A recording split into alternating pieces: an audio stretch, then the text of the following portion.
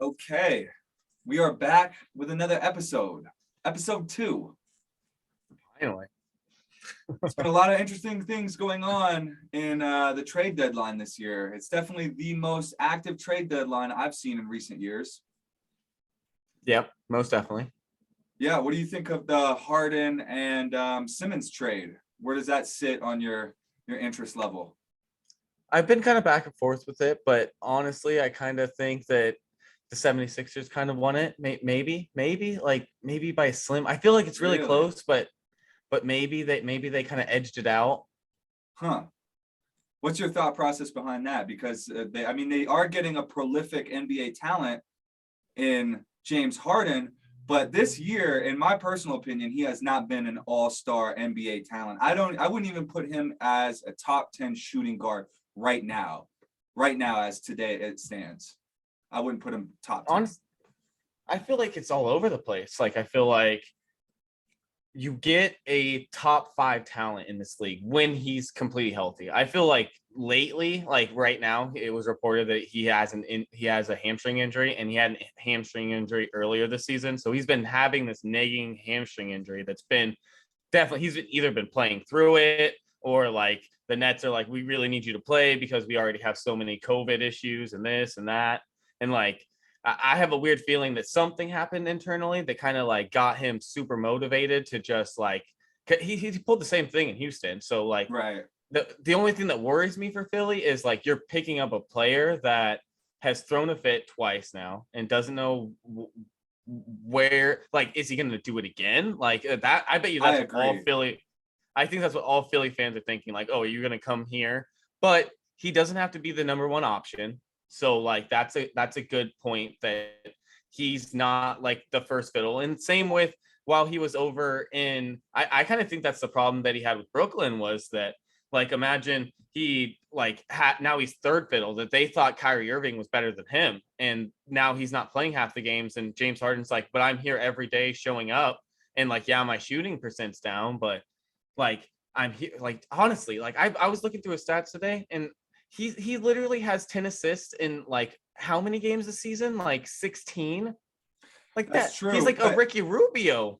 but You you know what I mean? also have to take into account his turnovers each game too, because he's averaging about 5 turnovers a game. So that kind of does diminish his assist stat line, to me at least. Because if you're throwing away the ball like every other pass, it seems like I it's feel not like it's not a good thing.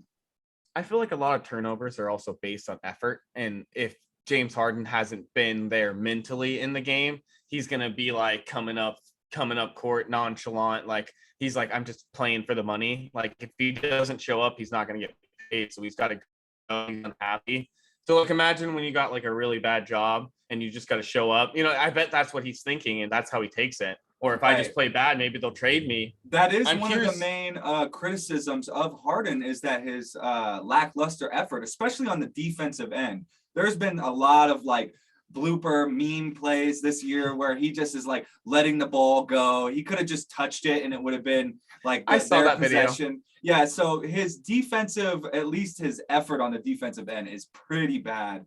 And I would say, his leadership abilities definitely come into question with how he's switched from now 3 teams in the last 2 seasons, which is kind of a big deal. You don't see that really. I mean, as long as I've ever been watching basketball, this is kind of a new thing. Players forcing their way out of teams, and he's kind of writing the playbook for that right now. So it's interesting to Yeah, see how yeah. all this unfolds into the future. And it Kind leaves of a Westbrook. lot. Yeah, Westbrook too. Westbrook has right. been switching teams every year ever since the That's true. OKC. But to the point where you're playing bad and getting out of shape, and you not quite to that level. I mean, Ben Simmons, he threw his little tantrum. So that's kind of funny because they're basically trading one, I don't know what's the right word, childish player for another. They're just basically swapping, because both of them have like emotional kind of issues where if they don't like their team, they're just going to throw a fit and leave. So I'm counting down the days until he leaves Philly. I don't see it working out. I don't know. It might be interesting, the team up between him and Embiid, if that could work. But look at If look at Irving and KD. I mean, he had the perfect team teammates with those guys, and he couldn't make that work. So what's to say that he's going to make this work with Joel Embiid? I don't I know. always just want to think, what if like they only played 16 games together and like the rest of the time they were all hurt. Harden has his injury. They only away Kyrie, Durant injury now later. So like it would have been even longer till they could play. So like these what ifs, like I think teams are trying to sway away from super teams now. And like I don't think we'll see. I think we're in this transition of the league where it's gonna like be 2 guard splits and like a classic center maybe, or like a stretch center kind of situation. Yeah, and like you see a lot of teams trying to the combos, like the big like Kobe Shaq combos. Like it's gonna be instead of like a big 3, it'll go back to being like a big 2 kind of.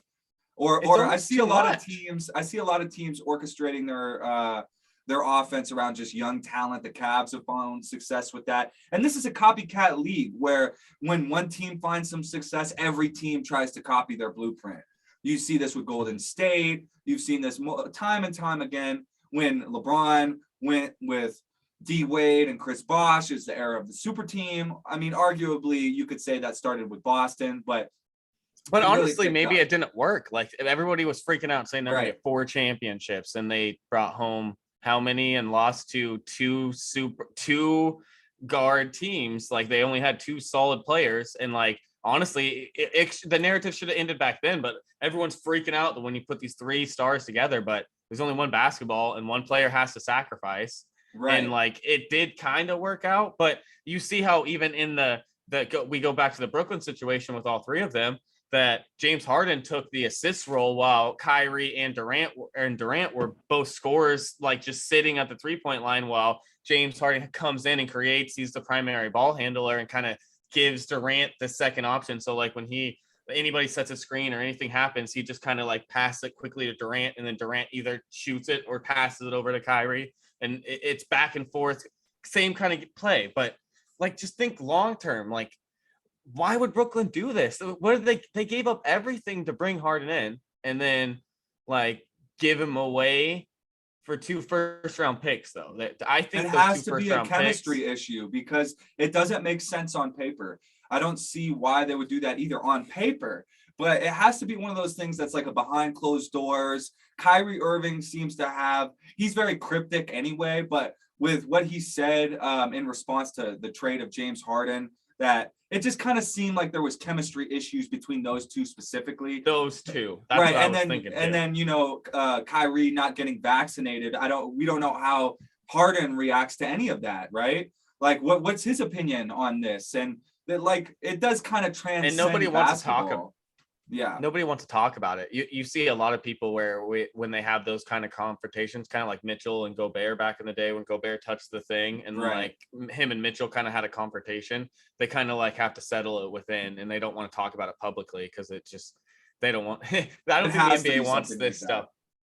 Yeah, I think it's more that it's Harden thinks that he's disrespected, that everybody thinks like basically they thought that Kyrie Irving's better, even though like he can't even play half the games, and all these other. I could think of plenty of reasons why he's like I can't be a scoring option, and I guess this season I would agree with that. This season I would go with Kyrie. Just looking at his field goal percentages over the last 3 games, his loss to Sacramento, he shot 2 for 11. His loss to Phoenix, he shot 6 for 19. His loss to LA, 11 for 24. And that's not even like his 3-point percentage against Sacramento, 0 for 5, 3 for 8 against Phoenix, 2 for 7 against LA. So, I mean, if you're putting your money on one player, I personally, I'm going with Kyrie. Even half of the time I'm taking Kyrie. He's a champion. He has that experience in a deep playoff run. You cannot buy that level of experience. And same with KD. How does this work, though? How does this work when we go to playoffs? Like, what if a playoff game's in a West Coast team like California, and like what, Kyrie can't play in playoffs? Like, how is this going to play out? Like honestly, like I'm just shocked they wouldn't like get rid of him for something like at some point you're going to irritate him with the rumor of that, because they were shopping around the idea of trading in this offseason, and it was him or Harden. And then to think that they were thinking about trading both of them, And then they Wow. got Ben Simmons back though. Like, so Hey this man, one's a at least they tricky still one. have Blake Griffin. God But knows they're not winning a championship without Blake okay, Griffin shooting let's threes. put it like this. Philly traded a player that would never play for them ever again. And Right. they got a maybe arguably maybe a top 10 player when perfectly healthy, not having hamstring issues, not actively having a hamstring issue. Like clearly he's trying to like maybe he should just rest for the season and come back next season. But Embiid's playing his best season ever. Like they need win now talent. And like, is this something win now? And like with that injury, but also today that you saw him shooting with Maxey and stuff like that on Twitter. So it looks promising. He's on the court shooting. It's not like he's in crutches not playing. Personally, But hamstrings. I'm tired of hearing the injury excuse. If you're injured and you're going to play, you're going to take the criticism that comes along with playing because you are deciding to play. And now if you're that injured that it's affecting your performance, you shouldn't be out there on the court. Then don't play. So if you're going to play, you take the criticism that comes along with it. So we're critiquing you and we're comparing you. Of course, we're going to compare James Harden, the way he's playing this season, injured or not, to the last couple of seasons that we've seen him play at an all NBA talent level. He is not performing at that, not even close. I would say he's still a top 10 shooting guard. I know I said he wasn't earlier, but I misspoke. I think he's not a top 5 shooting guard. Top 5. Yeah. I wanted to be. I have 5 shooting guards in front of him for my top 5 shooting guards. I would go Devin Booker number 1, Donovan Mitchell number 2, Zach LaVine, Bradley Beal, and Klay Thompson. All 5 shooting guards I would put above James Harden right now. I would pick any of those players. Klay Thompson only playing 13 games. Still, I'm taking him over Harden. Still, just upside potential. Yeah, but James Harden has the MVP compared to. So does Westbrook. What is that? That I'm talking about championships. Who is going to deliver a championship? Right. Yeah. Okay. As a stat line of individual accolades, sure, James Harden is great, but these guys. It's crazy you don't have Harden up there. Devin Booker is a great choice. I like Devin Booker. Trey Young's hard to not put up there. Ja Morant's really hard to not put up there. Maybe he's not a 3-point shoot. Maybe got a ghost, dude. What the hell was that? Sorry. Yeah, man. Did my Red Bull get knocked over? No, we're good. We're good. Okay. All right. Continue your point. Happened. I'm gonna examine this ghost theory here, but I am listening to you, sir. I think we should transition into the Blazers trades because most definitely we need to go over some interesting things happened today. Some new insight got added to this whole huge thing that is trading CJ McCollum and all this other crazy shakeup. Like, okay, the dust settled. Everything's kind of calmed down. I guess we kind of. My opinion has changed. Yeah, my opinion has.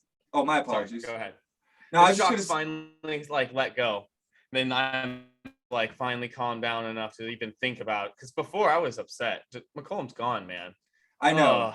Yeah, there's that like I don't know, emotional attachment. I guess just seeing him play for us for so long. It's just like it's sad to see him go. And my immediate reaction was why. I don't understand why. Like it seemed that Lillard and CJ, that was the foundation that you build upon. Why would you trade the key member of that foundation? But now that I look into it a little bit more, and as time goes on, I have a different opinion. I think it really does kind of come down to how that draft pick plays out for us. Is that going to be picks? Yeah. We got picks, right? But specifically that protected first round pick. How is that going to play out? Where does that fall? And I think that keep it right. Keep it. And I think that is a big question mark whether or not Lillard is going to stay or go. However that pans out kind of determines where Lillard goes from there.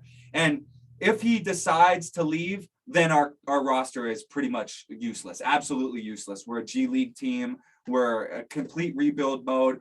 Even if we have a nice pick, but if he still leaves and we have a nice pick, then we just have, I don't even know. The big thing is he's under contract. He'd have to pull a Ben Simmons and that would be his only option. Like he can't just like leave. Like he's not a free agent. Like he's stuck in Portland. Like everyone's like Lillard's gonna leave. Like where's he gonna go? Like he's under contract. He can't like leave the building and like I'm a Laker now. You know what I mean? That's my big thing. Is he's stuck here for at least 3 years. Yeah, or no, for he can sure. try to force a trade.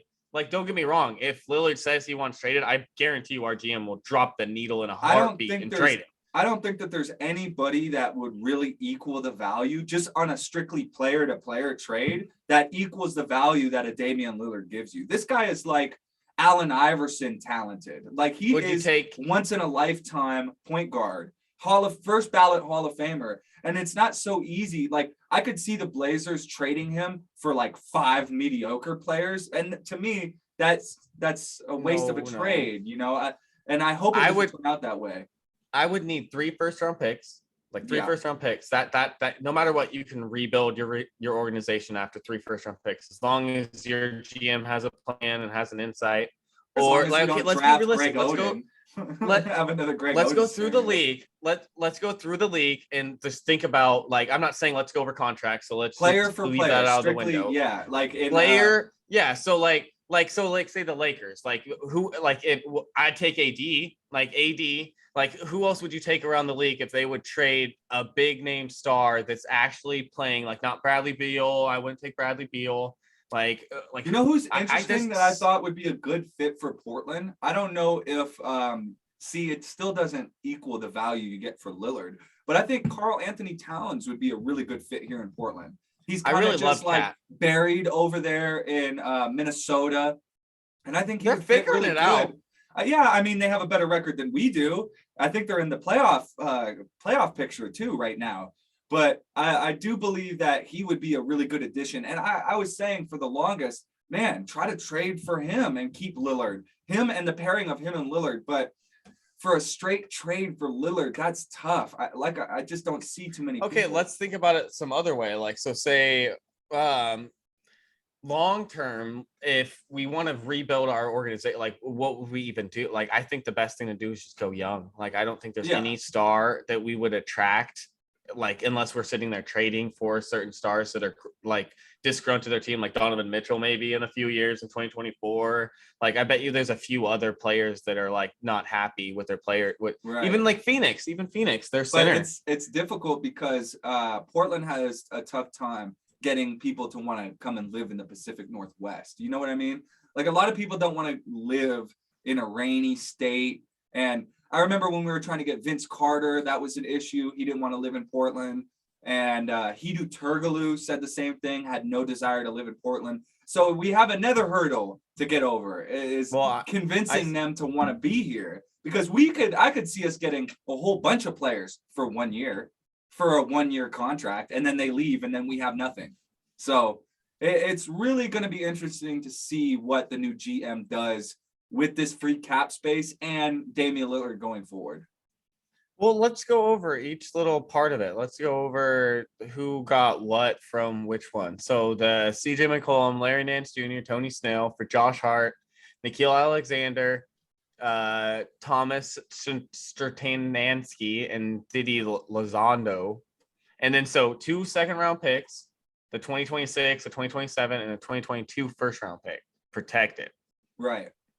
My main thing with CJ too is that if we were going to trade him, I just wish that we would have done it sooner when his value was, I mean, through the roof. I'm sure we had way better offers than what we just got, because the best thing we got out of that, to me, in my opinion, is the protected first-round pick. That's the trade. CJ McCollum for that first-round pick. That's the trade. I love Josh Hart. I think that he's going to be an underrated. I think he's going to be an underrated, perfect star for Portland. Kind of like what I thought about Larry Nance, but he never kind of like panned out, and then his injury. Right. He had some good games. Don't get me wrong. I really liked him at times, but we don't need like he might be good this game, he's terrible this game kind of player. Kind of like have a really good opening game with the Blazers. He did score in double figures. I did like him. It that was sad to see him go. Yeah. And then also we traded Nikhil Alexander right away. That blew my mind. That's the only part of the trade I don't understand. We basically traded all of them. The Spurs get Thomas Stanansky from us. And now that Norman Powell trade makes sense, because it just came out that he is undergoing some kind of, is it a surgery or what was the injury that Norman Powell came out? Just a little bit ago, Norman Powell. Oh, it sounded like a foot fracture. That's a big deal. So that trade And makes a lot more sense now. And he's out for the season. Yeah. For the season. That's the worst part. If he doesn't get injured, I'm assuming that the Blazers knew about this before they traded him. But let's say that he doesn't have this injury. Do you think that we get rid of him? I bet we keep him.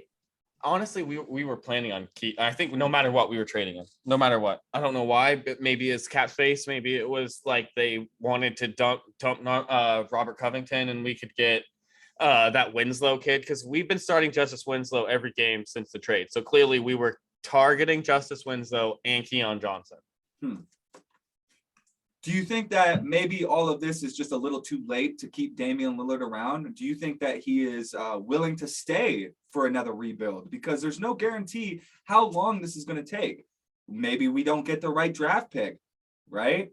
Then maybe there's a lot of things, a lot of unanswered questions. So do you think that Damian Lillard is willing to stay with Portland for another rebuild when he probably has 3 to 4 years left playing in his prime at an elite level? Honestly, like I see like that side of it, but he's definitely taking the injury this year, and like that's definitely going to play into his head of what he's thinking long term for his career. I don't believe any of these injuries anymore. I think these players are just getting tired of playing regular season games, and they're just like they take time off. Yeah, I don't have no evidence for this, but I do have a feeling. It seems like a lot of injuries lately. And they're all the stars too. You know what I mean? Like LeBron not playing the whole season, KD not playing a full season. But again, this is just me putting on my tinfoil hat and having a little conspiracy theory, but no evidence to really support maybe that. We were trying to take for a pick, but we're still winning games though. That doesn't make any sense. Right. It blows my mind. Like even we've won 2 straight. So like that, what is that showing? Like, what are we trying to say? Yeah, that's what I'm confused. There's no real clear cut answer, right? You know, it's hard to really interpret what they're doing. You know what's funny is we just took the 10th playoff spot back from the Pelicans, and like we're like, are we just gonna force them out of the play-in so we get their spot? You know what I mean? But I guess the more they lose, the more maybe they can keep their spot. But I think feel this like whole season is a wash. There's no way we're doing anything impactful in the playoffs if we were to even make it anyway. If we did, it'd be a first round sweep. We'd get swept once again. And that's painful to watch. I don't want to make it the playoffs. That's why I'm like, don't win games, guys. Like we need to like be getting a draft pick right now. We can't even tank successfully. Well, because we would have 2 draft picks this year, 2 first round draft picks. If we get our pick back, if we do bad enough, and we get New Orleans pick, and if they keep losing games like they are, and CJ, like, don't get me wrong, he had a good night last night. His first game was pretty bad, but his second game looked solid. Right. But it doesn't look like it's going good for the Pelicans. It looks like they're about to trend downwards. And this whole Norman Powell thing blows my mind. He identified after fracturing his bone in his foot, and that he's out for the season. That is crazy. And injury doesn't require surgery. That's good. I wonder why he's out for the season though. And maybe it's just super painful, and he must have just done it in one of these recent games, but tried to play through it. Yeah, those fractures are serious. So it could be a number of things. But keeping on the same kind of topic, what do you think of some of the other trades in the West? Because Sacramento has made some moves. Indiana has made some moves. So what's your thoughts on those teams? Ooh, this one's a tricky one. Sabonis for freaking Halliburton. Ooh. I don't understand it for the Kings. Honestly, I don't understand it. Personally, you have a team that really cannot shoot threes, especially now that you've traded Halliburton. I mean, De'Aaron Fox can't shoot. Sabonis can't shoot threes. So you're building a team around 2 non-shooters with a team of non-shooters. I don't understand it if you're. But you get Buddy Sacramento. Hill. You do get. They traded Buddy Hill as well. They traded Buddy Hill. They traded Buddy Hill. But I was gonna say, so who's their three-point he was their shooters? best. Yeah, he was their best. I would have kept him, and like they kind of threw him in, like they wanted to get rid of him because he's like apparently him and them, like they were butting heads, so it's like they had to get rid of him over get rid of De'Aaron Fox. Right. And as it stands right now, the Kings only have one guy who is shooting over 33% from the three. Excuse me, yeah, 33% from three in Harrison Barnes. So Harrison Barnes is their best three-point shooter on the team right now. I don't understand what kind of move that is. That makes no sense. And Halliburton has so much upside potential. There's so many advanced analytics that suggest he's one of the top three-point shooting young players in this league. So his ceiling is so high. And to have a player that comes out and says, I'm committed to Sacramento, I want to be here, I want to be a part of the Kings organization, and then just to trade him seems like without the saying ultimate, anything. yeah, it the sounds ultimate like he didn't even backstab. know. Yeah. Because he just like randomly got a phone call that you're now a Pacer and like probably saw it on Twitter. I hope that it wasn't like that. There's like rumors, but like it seems to be that way. And how many people are out here saying, I want to be a part of the Kings organization? They have a similar problem that the Blazers have.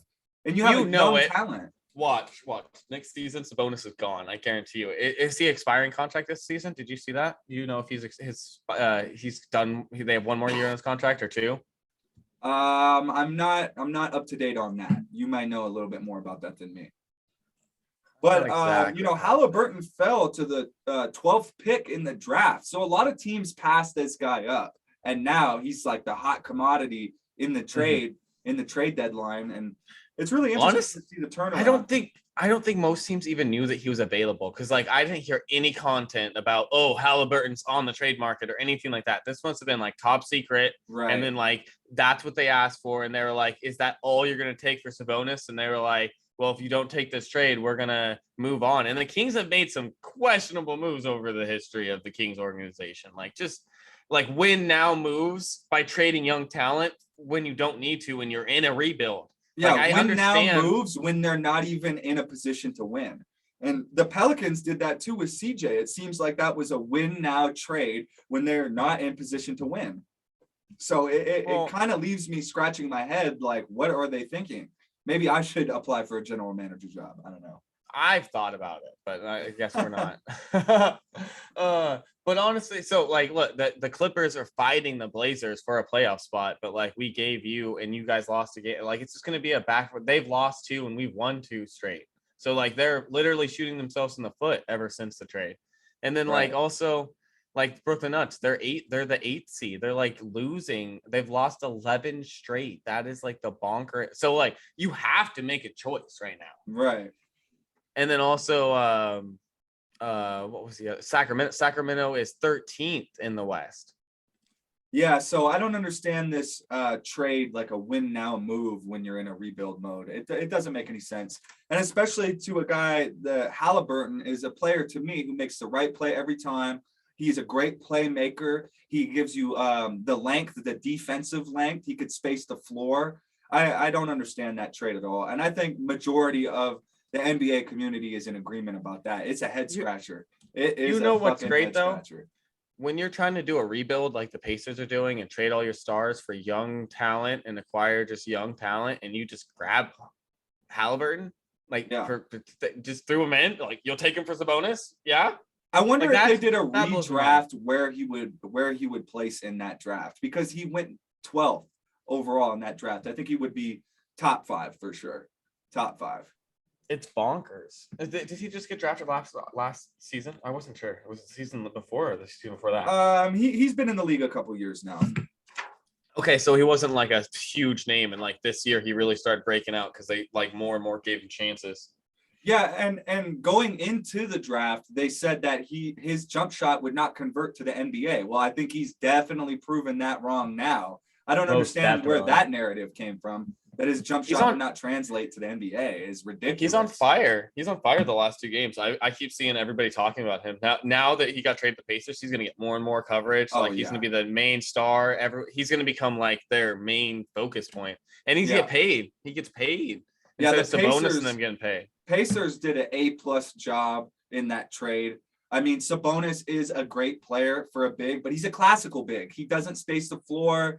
He doesn't shoot, but what he lacks in shooting, he does everything else well. So he is definitely all-star caliber big man. He reminds me of like Valanciunas and like those. He reminds me of his dad. You remember we had his dad on the Blazers. Yeah, his dad too. But I'm just trying to think of like someone playing active right now, and they like try to space the floor and pull their center away and like do those fade away. And he does have aggression towards the basket, and like if he wants to get to the basket and he's got an open lane, he needs a good cutter, and that's going to be nice for him and De'Aaron Fox because they're both going to be. If De'Aaron Fox can get back to how he played a few years ago, he was cutting to the basket very well, and he's very athletic. So maybe that both of it depends on how well it goes. But De'Aaron Fox cannot shoot. Sabonis cannot shoot. So they are building his team. I don't understand where the shooting is going to come from. It doesn't make any sense. They've won 2 straight, so let's just leave it at that. They've won the last 2 games. Ever since this trade, everything's turning around for Sacramento. If they can keep this going, time will tell. Like, they're getting some shots here and there, and they're figuring out. So I'm not exactly going to have to rise to the challenge. Someone's going to have to rise to the challenge because if your best 3-point shooter is Harrison Barnes, that you're going to be bottom of the NBA. It doesn't move the needle. I don't know. Did they throw in a first-round pick in this trade? Oh, I don't see it. I was like, did they really throw in a first-round pick to this trade? I don't think they did. That was my big thing. It's very interesting, very interesting. But now I've looked at the whole Blazer trade for what it is, I do understand. I think it really just comes down to that draft pick. And then as far as the Pacers go, they did a great job. Sacramento, still scratching my head on that. I still think Josh Hart coming to Portland is huge. Like I'm just one of those Blazer fans. Like just bring in a certain piece that might be a little bit of something. And Keon Johnson had that amazing season. He's a really good slashing big that we need. We need forward bigs that can slash. We need to implement a new style of basketball. And you've seen the last few games, we've been playing a whole new type of offense where we're not just standing around exactly all the time. We kind of have slashing bigs. We play defense. We're kind of in people's face where it's almost like we have 5 Patrick Beverleys out there. The defense, like you see all these little youngsters. Right. The defense is something I'll be paying close attention to because Portland really doesn't have too much of a problem on offense when Lillard's on the floor specifically, but their defense has been horrendous the last couple of years. And that will be what changes the Blazers from your average middle of the pack team to top echelon title contenders. Is that defense? We have lineups where we can play Josh Hart and Lillard and then Anthony Simons and some other, like Josh Hart gives us so many options and lets us like play with the rotation. Like he's like a better Covington. And like, but Norman Powell trade. So like, honestly, we got Keon Johnson for free and like trade. I don't know what the Joe Ingles trade is though for. That's the only thing I don't like. I'm so frustrated. I don't understand why are we trading? Like, honestly, that little rookie, like, he's not that good, that Nickeil Alexander Walker guy. Like, he had, like, some good games. He was averaging, like, 16 points. Like, I'm not saying, but we're not going to play him, and he's just coming off an ACL tear. Like, 7 days before the trade, we traded for somebody with an ACL tear. Why?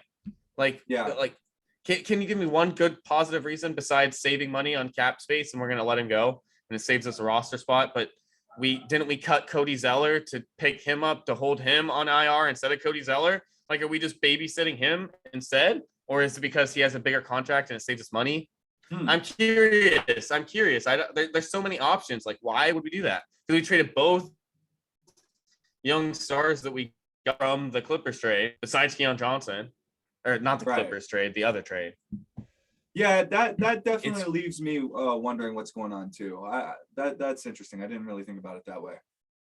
Interesting. I wonder where we're moving with it. Like I'm thinking big picture. Like, what is the GM thinking? Like, just think about if you were in his shoes and you had to fix Neil O'Shea's mess, and like there's all these ugly contracts on your books. Like, I don't want to get into contracts. I need to do a lot more like looking into how much contracts we're devoted to for the next few seasons and how much. I heard like $60 million in open contract space, which you can use in a sign and trade. You can use to like buy out players and things like that. So I'm shocked we didn't go for like Aaron Holiday, but that's not going to solve the problem. Like, we're looking for big moves that will move the needle towards where we want to be. Because we attract one big and have a big in Lillard. Just imagine if we can get a center and Lillard. That's the only thing we're waiting for is one big. Like hypothetically, like what if Rudy Gobert, or what if like you said, Cat, like what if I doubt AD's never going to be available. The Lakers are just going to hold on to him, and that's their only hope at winning more championships, really. But I don't think that's worth it for them. And he does not like to play in a small market. I mean, he hated being in New Orleans. I don't think he would like being here at all. I don't see it being a fit, like chemistry. Phoenix. Where else would he go? And the Lakers are not doing too hot this year, man. Like I see him playing out the rest of his career in LA. I don't see him. I would too. He got his ring, and then he's just sitting here trying to figure it out from there.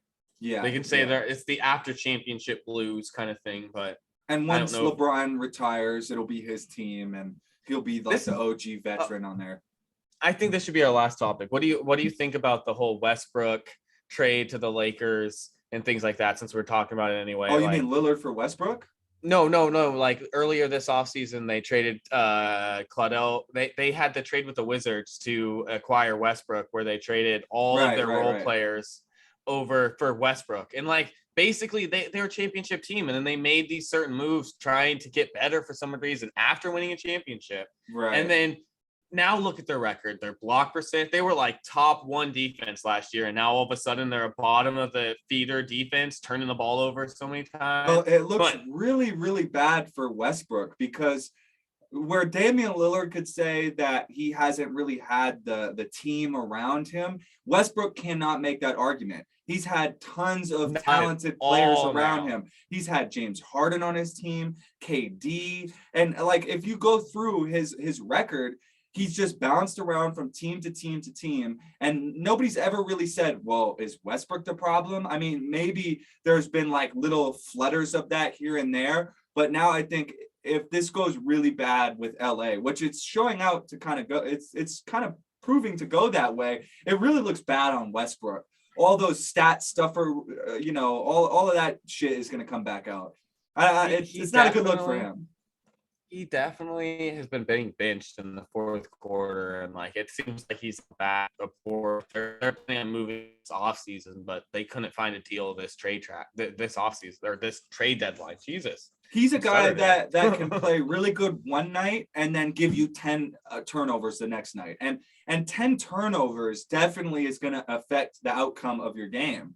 And I think he was quoted at one point saying that, I could make turnovers. It's okay for me to have turnovers because I think that's what hurts him the most. Yeah, honestly. He thinks it's acceptable to have turnovers because he could impact the game in other ways. If you have 10 turnovers a game, you are not going to be winning games, period. You cannot win in this league 10 turnovers a game from your starting point guard. And then that's why he's going and getting benched in the fourth quarter, because you can't have those turnovers late down the stretch. That's the game. No. So he's not what we thought he is. I never really thought he should have won an MVP. I know how hard it is to average a triple-double, but come on, man. He's stat stuffing. You could look at highlights of him snagging rebounds from the center. It's like, why? In the center, just stepping back, letting him have it. He'll dribble the ball out. He'll dribble the ball out the 24 seconds and then throw it to the player within the last 2 seconds so he can get an assist. Shit like this, it looks good on his individual accolades, but look at the teams that he's been on. And what he's done. That his stat line negatively affects the team. And he can't do that shit in LA. He can't get away with that shit. His early career was very they almost won a championship multiple years in OKC. If they could have just figured it out, that's definitely something for another day. Is go way in depth of the OKC legacy of what they could have been, because all those stars and Westbrook was playing solid all those years. Like, I'm not saying he's definitely the reason they lost. Maybe I'll argue that. But well, he's probably the reason that KD left too. Now it puts that into context. Most definitely, because they didn't want nothing to do with Westbrook. Like, there was multiple reports about that. And then they bring in Harden. So clearly he was more buddy with Harden. Right. It's very interesting. Very interesting. But honestly, go ahead. I was going to say, honestly, this has been perfect. I think we're almost there. Yeah, this is a I don't great know what else. episode. And if you guys enjoyed this, be sure to tune in next time. We will be having live updates if anything crazy happens in the NBA. And thanks for tuning in. I think we went over 51 minutes though, guys. My bad. Did we? We tried. I think we did. We probably did. Above We'll or find over, out. either way. Have We'll a good- try. We'll have try a to good get one, it there. guys. Yeah, Take take it care. easy.